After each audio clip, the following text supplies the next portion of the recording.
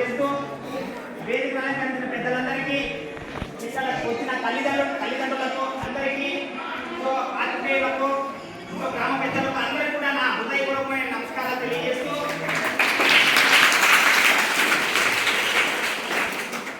విద్యార్థులకు నా యొక్క ఆశీస్సులు. నాన్న, ఈరోజు ఒక అద్భుతమైన పండుగ. నిజంగా మన రాష్ట్రం మొత్తం జరుగుతుంది ఈరోజు. చాలా మంచి పండుగ. నిజంగా మనం చదువుకుంటే ఇట్లాంటి తల్లి వందనం లేదు, యా వందనం లేదు, మా తల్లిదండ్రులకు బట్టలు లేదు.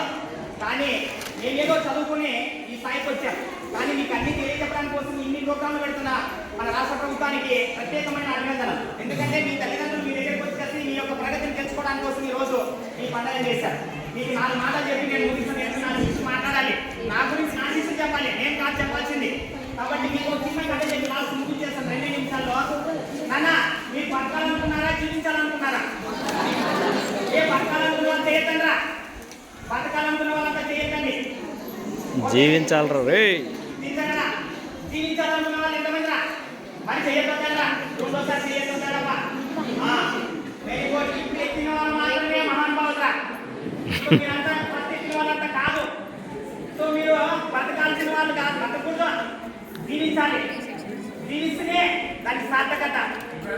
సో ఆంధ్రప్రదేశ్ ఇప్పుడు ఓకేనా? అలాగే జీవించిన మహానుభావులు స్వామి వివేకానంద, ఏపీజే అబ్దుల్ కలాం గారు.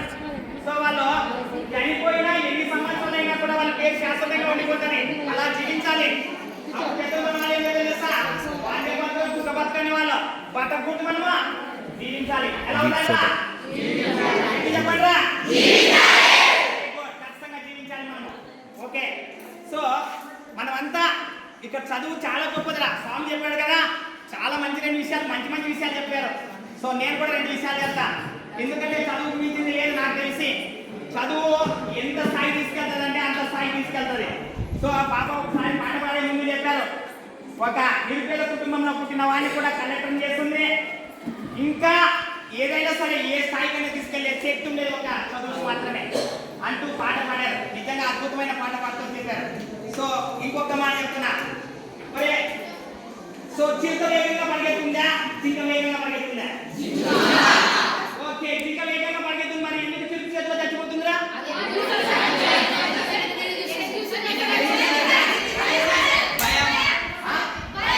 భయమా? Very good, super. కానీ జింక వేగంగా పరిగెత్తుందని మీకు తెలుసు కాబట్టి చాలా సంతోషము. మరి చిరుత మరి దానికి ఆహారం ఎలా అవుతుందంటే, జింకలో బతకాలనుకున్నప్పుడు మాత్రమే చచ్చిపోతుంది, జీవించాలనుకున్నప్పుడు మాత్రం దొరకద్దండి. ఓకే, ఇప్పుడు చెప్పిన కదా మనం బతకాలనుకున్నప్పుడు మాత్రమే ఇంకా లాస్ట్కి ఏమైపోతుంది, చిరుత నోట్లో ఆహారం అయిపోతుంది. లేదు, నేను జీవించాలనుకున్నప్పుడు ఖచ్చితంగానే బతికి తీరుతుంది. సో మనం కూడా జీవించాల్సిందే. ఓకే, సో మీకు ఒక చిన్న కథ చెప్తాను. ఎందుకంటే కథకున్నంత గొప్పతనం నాకు తెలిసి ఏ దానికి లేదు. 2 నిమిషాలు చెప్తా. ఇతిహాసంలో జరిగిన నిజమైన కథ. సో రాముడు తన సీతను ఎత్తుకోపోయాడు. రావణాసురుడు సీతను తెచ్చుకోవడానికి లంక నుంచి మన ఇక్కడ నుంచి లంకకి వారధి కట్టాడు. గట్టిగా సీతను తెచ్చుకున్నాడు. అలాగే బీహార్లో ఒక వ్యక్తి దశరథ మాంసి, అతని పేరు దశరథ మాంసి. ఇతని గురించి 2 మాటలు చెప్తాను రా. ఇతడు పద్మశ్రీ అవార్డు వచ్చింది ఇతనికి. నేను పుట్టక ముందు 1960లో తన భార్యను పోగొట్టుకొని 1982లో ఒక అద్భుతమైన నిర్మించి, తర్వాత మొన్న 2001, 2022లోనో 2022లోనో అతనికి పద్మశ్రీ అవార్డు వచ్చింది. అతను ఏమంటే నిరుపేద కుటుంబం రా, వద్దురా మా కుటుంబానికి. ఓకే, ఇంకా పొందించాడు దేవుడు. ఓకే, సో అతడు నిరుపేద కుటుంబంలో పుట్టాడు. చాలా కష్టపడి పెరిగి పెద్దయ్యాడు. అందరికి ఆశ ఉన్నట్లే అతడు కూడా పెళ్లి చేసుకున్నాడు. ఎవరికైనా ఆశ ఉంటుంది, అతడు కూడా పెళ్లి చేసుకున్నాడు. సో అతనికి ఒక ఊరది కొండ పక్కన, ఆ ప్రాంతంలో అతనికి 1 ఎకర పొలం ఉంది. అది రాళ్ళు పొలము. ఆ పొలం పని చేసుకుంటూ జీవనం గడుపుతున్నాడు. పెళ్లి చేసుకొని హ్యాపీగా జీవిస్తున్నాడు. కొన్ని రోజులైన తర్వాత పాపము భార్య కడుపుతో ఉంది. చాలా సంతోషపడ్డాడు, నాకు వంశం వస్తుందని. ఆ తర్వాత అలా జరుగుతూ రోజు పనికి పోతూ ఉన్నారు. ఒక రోజు పాపం ఆమెకి దాదాపు 9వ నెల తన భర్తకి క్యారెట్ తీసుకొని పొలానికి పోయింది. అది ఒక కొండ అని చెప్తున్న బాగా గుర్తుపెట్టుకున్నారా. ఇక్కడ ఒక చిన్న గ్రామము, అవతల ఒక పెద్ద టౌను. ఈ పల్లెటూరు నుంచి ఆ టౌన్ పోవాలంటే 55 కిలోమీటర్లు పోవాలా. సో 55 కిలోమీటర్లు పోయే లోపల ఏమవుతుందంటే చూడండి, చేరిపోయింది. ఆ పని చేసుకుంటూ అక్కడ నొప్పులు వచ్చినాయి. అక్కడ నుంచి అతను తీసుకోలేక 55 కిలోమీటర్లు పోవాలి. భార్యను పోగొట్టుకున్నాడు.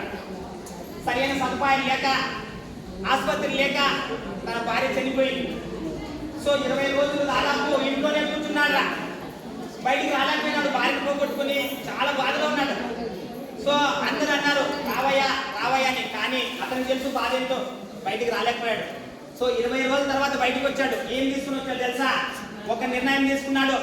నా భార్యకు గుర్తుగా నేను ఏదో ఒకటి చేయాలి అనుకున్నాడు. ఒక్క గడ్డపార, చెలికి, గంప పట్టుకొని బయటకు వచ్చాడు. ఆ కొండని తోలచాలని చెప్పేసి మొదలు పెట్టాడు. సో చిన్నగా గడపతో తవ్వుతూ, చెలికితో గంప తీస్తూ చేస్తుంటే ఊళ్ళో వాళ్ళంతా ఏమన్నారంటే, కొరే వాడికి పెండ్లం చేసి పిచ్చి పట్టేదిరా, ఆ కొండను తొలుస్తాడంట వీడు, వీనికి ఏమన్నా మెంటలా అని అందరూ అన్నారే, కానీ ఎవ్వడు కూడా సాయం చేయలే. 1960లో స్టార్ట్ చేసిన అతనే 22 సంవత్సరాలు ఏకదాటిగా కష్టపడి ఆ కొండకి బొక్క పెట్టి కాసి 55 కిలోమీటర్లు 8 కిలోమీటర్లు చేసి పడేసినాడు ఆ టౌన్ పోవడానికి.